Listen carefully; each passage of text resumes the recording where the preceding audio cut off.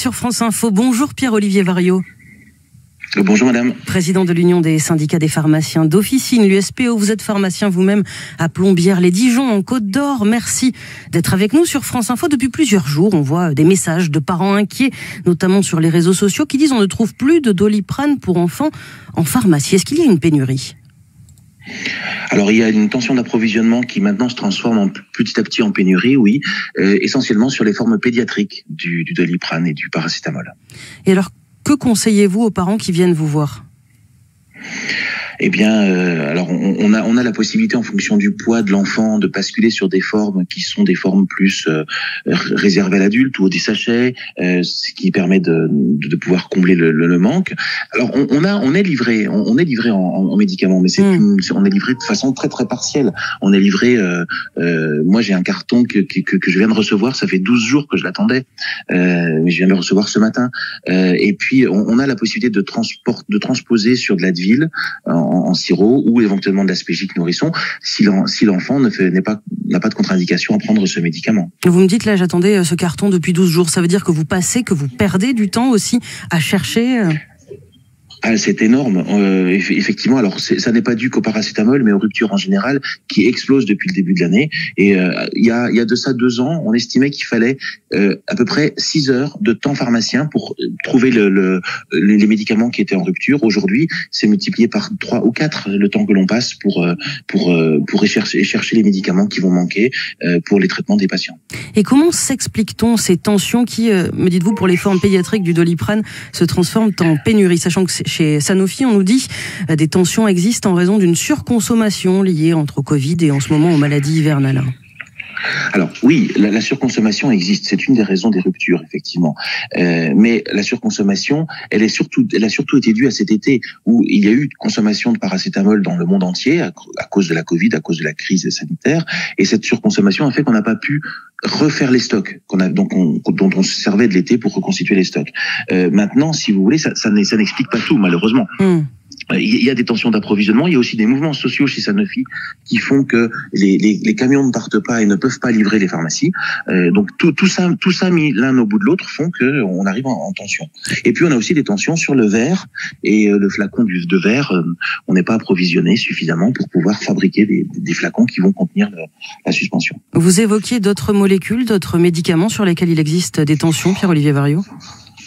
Alors oui, il existe des tensions importantes sur certains antibiotiques, comme l'amoxicilline en particulier, qui est un antibiotique de première intention donné chez l'adulte et chez l'enfant. Donc ça, c'est aussi sous tension forte. Du coup, cette tension se répercute sur d'autres antibiotiques également, puisque on n'a pas le volume d'amoxicilline nécessaire. Et puis des médicaments sous tension d'approvisionnement, il y en a partout, dans toutes les classes pharmaceutiques. Ça va des antidiabétiques, des insulines, des anticancéreux, des antihypertenseurs, des antalgiques. On a toutes les classes de médicaments qui sont en rupture. Des ruptures qui sont vraies dans certains cas, et puis des ruptures qui sont, dans d'autres cas, plus dues à quelque chose qui est plus opaque dans la chaîne de transmission du médicament. Comment ça se passe quand vous dites à un client, à un patient, voilà, tel médicament, on n'en a plus, pas de problème dans les réactions auprès de vous, auprès de vos collègues ? Alors, on a très peu ce cas-là parce qu'on passe beaucoup de temps à chercher les médicaments et à trouver des alternatives, si vous voulez. Ça peut être un générique, ça peut être un médicament de marque d'une autre marque, etc.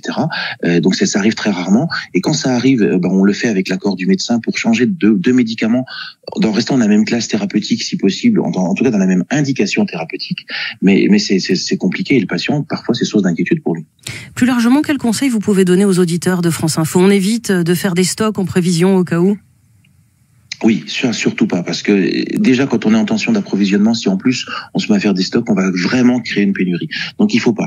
Le médicament, c'est pas un bien de consommation, c'est vraiment le produit que l'on prend au bon moment, parce qu'on en a besoin. Donc ne faisons pas de stock et permettons à toute la population d'avoir ce médicament-là. Surtout que dans les formes adultes, on arrive régulièrement à s'en sortir en passant d'une marque à l'autre, en passant d'un laboratoire à l'autre. La seule chose que je peux pas faire, c'est si vous voulez le parfum XYZ, où là j'aurais pas forcément.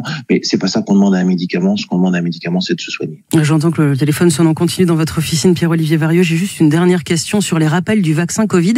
Voilà ce que nous dit sur France Info la professeure Brigitte Autran, qui est présidente du COVARS, qui a succédé au conseil scientifique. On l'écoute, on en parle ensemble. La recommandation est destinée aux personnes les plus fragiles, celles qui ont plus de 60 ans ou celles qui ont des maladies qui les rendent fragiles et leur entourage. Par contre, une recommandation n'est pas une interdiction pour les autres. Donc, toute la population peut se faire vacciner. Ce qu'il faut savoir, c'est que ce rappel n'est utile que si on a un délai d'au moins 6 mois depuis la dernière vaccination et pour les personnes de plus de 80 ans, d'au moins 3 mois. Et il ne faut pas le faire de façon plus rapprochée car le rappel ne servira à rien. Pierre-Olivier Variot, double question pour vous. Est-ce que les consignes que reçoivent les pharmaciens là-dessus sont assez claires et que dites-vous aux gens qui viennent vous voir en demandant ce rappel de vaccin ? Alors, je partage complètement ce qu'a dit votre interlocutrice tout à l'heure. Oui, effectivement, on doit pouvoir vacciner tout le monde, mais les consignes ne sont pas forcément très claires. On a besoin d'une consigne claire du ministère, alors sous la forme d'un DGS urgent par exemple, disant vacciner tous les gens qui vont vous le demander. Effectivement, la cible reste les personnes les plus fragiles, mais on doit pouvoir vacciner tout le monde. Ça, c'est la première chose, et il faut qu'on ait un écrit clair. Donc, un DGS urgent sera l'idéal. Vous avez aujourd'hui d'autres pharmaciens, membres de l'USPO, qui vous disent écoutez, je ne sais pas quoi faire, je ne sais pas trop que faire.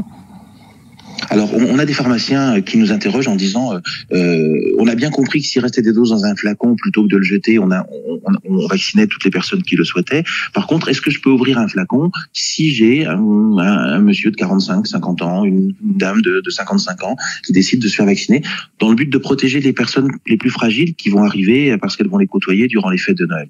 Eh bien, ça, c'est des questions qui nous sont régulièrement posées. C'est pour ça que, juste avant votre émission, j'étais en réunion avec le ministère où clairement j'ai demandé qu'il y ait un écrit clair pour dire aux pharmaciens, aux médecins, aux infirmiers, mais les pharmaciens étant les plus gros effecteurs de la vaccination déjà aux pharmaciens, vacciner tout le monde. Vous me dites que ce sont des questions qu'on nous pose souvent. Est-ce que vous avez une demande plus forte à l'approche des fêtes de vaccination rappel Covid? On a une demande qui s'accélère un peu, tout à fait, oui. Merci beaucoup, Pierre-Olivier Variot, président de l'Union des syndicats des pharmaciens d'officine, vous-même pharmacien à Plombières-les-Dijon, en Côte-d'Or. Je vais juste préciser que la liste de diffusion DGS urgent, en fait, permet aux professionnels de santé de recevoir automatiquement des messages les avertissant notamment de problèmes sanitaires urgents. Tout cela dépend du ministère de la Santé. Merci d'avoir répondu à notre invitation.